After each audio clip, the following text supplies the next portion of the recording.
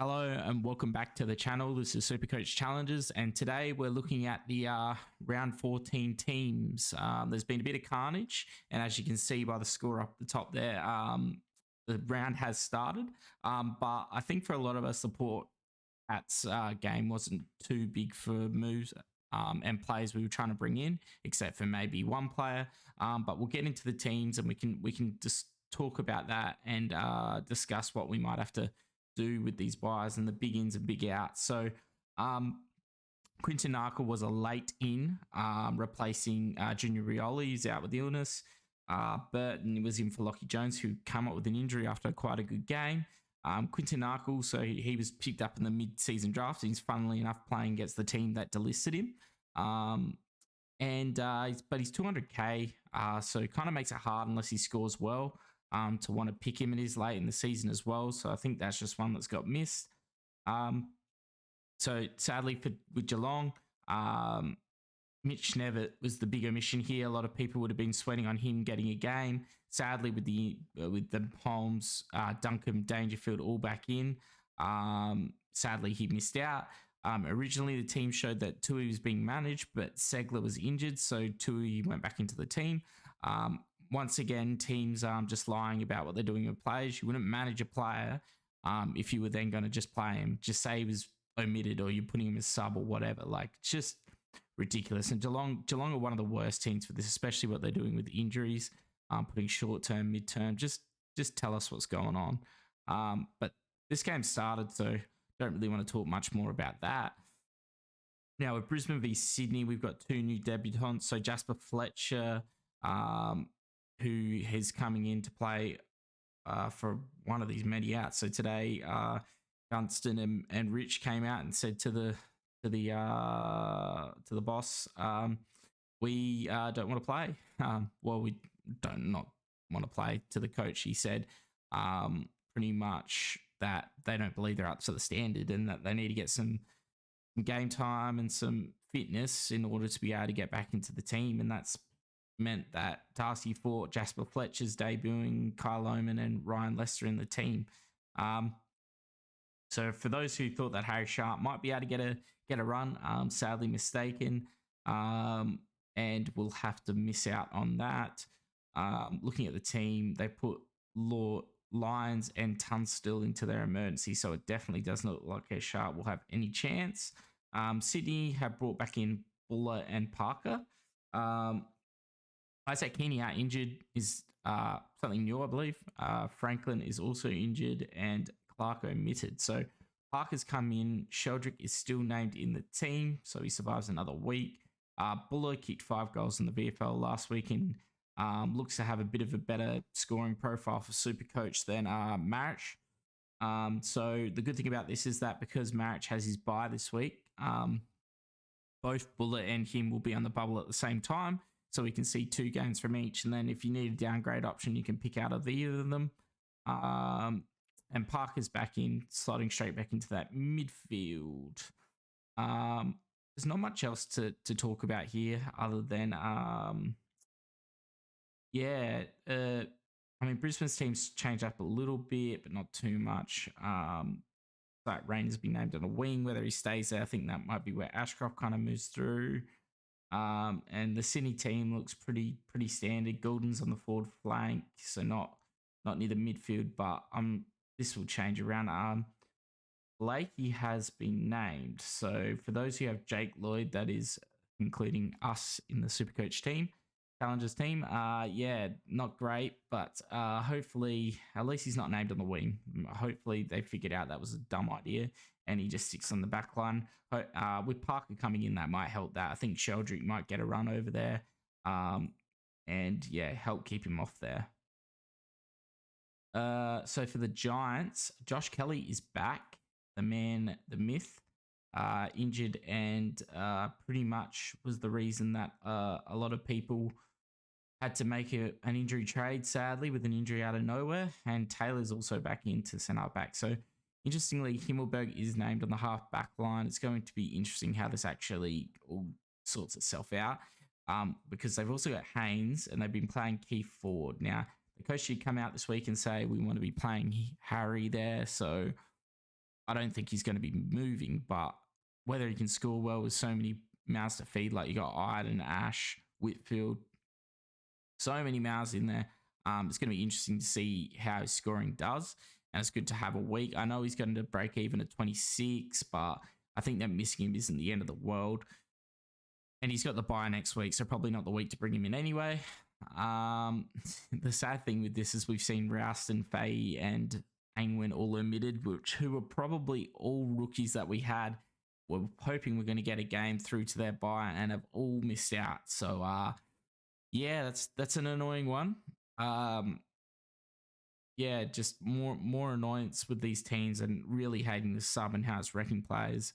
But guess what? It's probably what we're gonna have to deal with by the looks. And Fremantle have named O'Meara at the was painfully. It means that Sturt is missing, and Aish is also injured. Now Sturt possibly could be named as a sub. I'd probably suggest he will be. Fife isn't named in the followers. I don't know where he was named last week. Let's have a quick look at that. Was he named on the bench or was he named?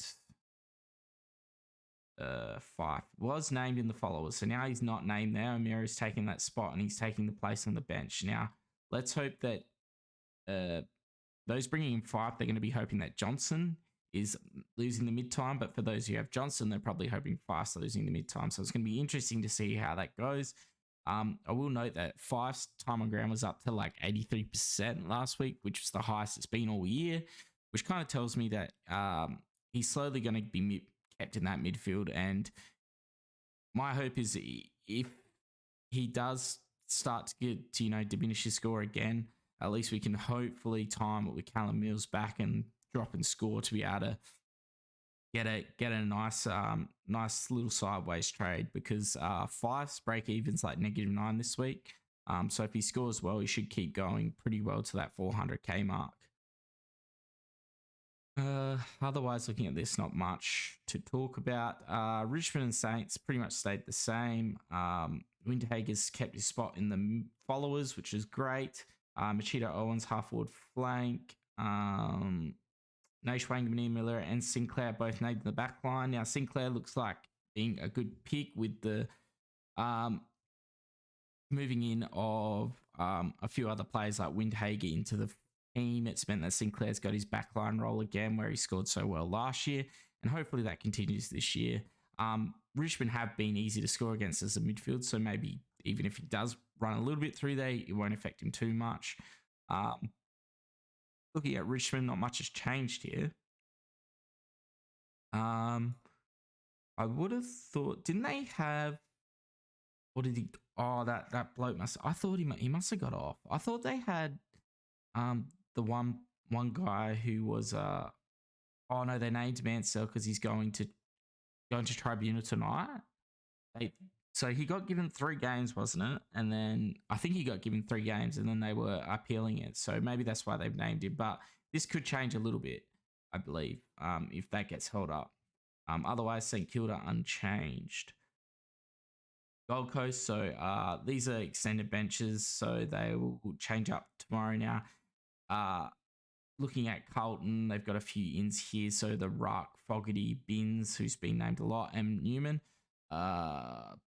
That does not bode the best for Cincotta getting a game here, because, yeah, I'm not sure how well we think he's going to get a game here.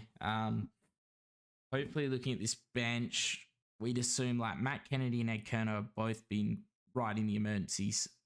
And then it's hopefully Binns doesn't play. Paddy Dow was subless last week, so maybe it's Cincotta.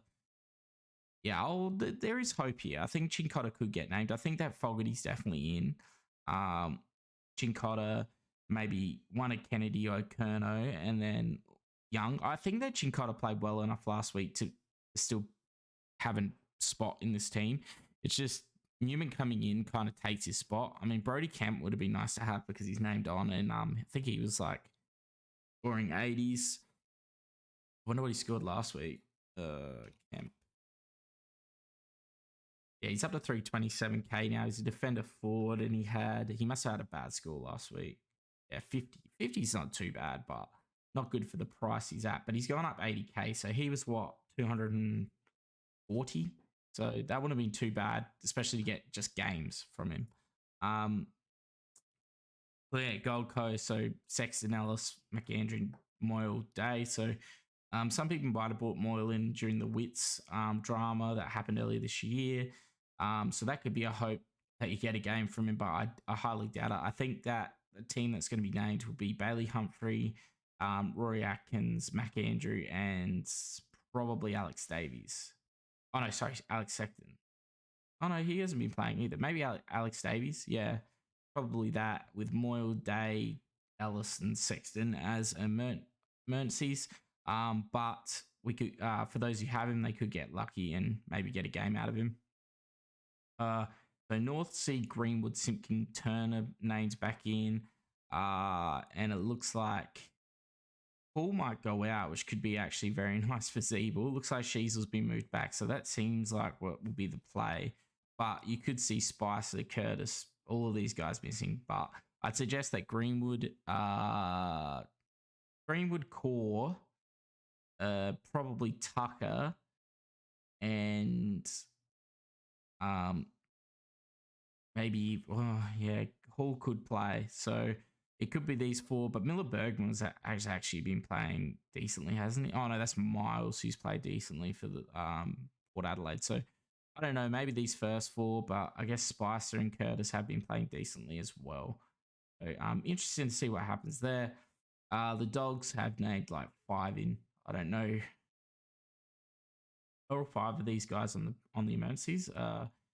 So Crozier, yes. McNeil, yes. Hannon named in the team. No, Hannon, yes. McComb, yeah. Gardner, yeah. And then Tim O'Brien. Tim O'Brien's named at centre half back. So you'd suggest Baker was sub last week, but I thought he played quite well when he came on. I think that Baker could maybe get back into the team with guys like, oh, this is a hard one. Maybe McNeil, maybe Hannon. I don't think Scott's going to play. I mean, Garner probably will. Yeah, so maybe something like that. I mean, Crozier hasn't really seen any game time. I don't know what his VFL's been like, but yeah, it'd be interesting to see what happens there as well. Now, going back to the team, I'll just quickly run through what we've done. So in the end, I've used a boost. I was thinking I was going to hold it, but then I was like, bugger it, why not?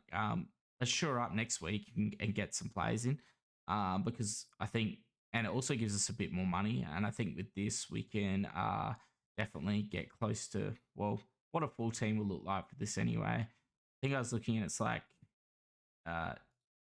so day costs, day, defense done, especially if she's just going to be playing there. And then it's like, who can we swap here? Then it's Laird on. And then we've got what? 2 here now? Oh, 1 here. So it's like 1, 2. Only really 2 that. Oh, no, not even 2. 1 person who needs to go up. How's it 1? 1, 2, 3, 4, 5, 6. Well, so really you have what? 4 or 5 spots you could trade down here if you wanted. I think that what we're going to look at doing is maybe a loop between Keys, Humphrey, and Fife. Oh, and that was the interesting thing with the Gold Coast game. Sorry, Humphrey is on the extended bench, but I expect him to play. I didn't name that, but yeah, this should be Humphrey, Atkins, McAndrew, and one of the other 5. Probably not Moyle. But yeah, it should see in this forward line, we should hopefully be able to move out probably all 5 of these even. Maybe not. Probably 5. I'm probably happy to keep a few of these and probably just move on. Like, because I think that Windhager will actually score quite well. So it could be even that we move on Chincotta and we kind of get some high scoring in here as well. got a lot of money to play with, so it'll be interesting to see. We could realistically have 5 trades in like a decently finished side, and then if we want to move like a Horn Francis or Humphrey on, we can.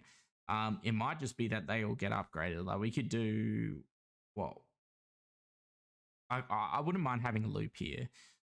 Whether that's Keys, Fife, Horn Francis, I don't know.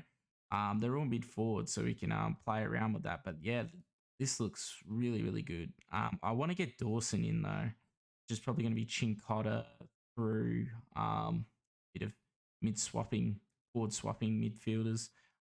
So that could mean that Rosie comes down to here or Goulding comes down to here, and we get and we trade like a Humphrey or something. So a lot of options. We have a lot of options. But anyway, that's the video. I'm going to try and post another one tonight, which will be a bit more interesting for the general super coacher. And hopefully it's going to be on some pods. So hit the subscribe, hit a like, and get on that. They're going to be risky pods, but maybe some players people aren't thinking about. And if you're in a jam, you can get them in your team and help finish it. So wait up for that video. We'll see you in the next one. Cheers.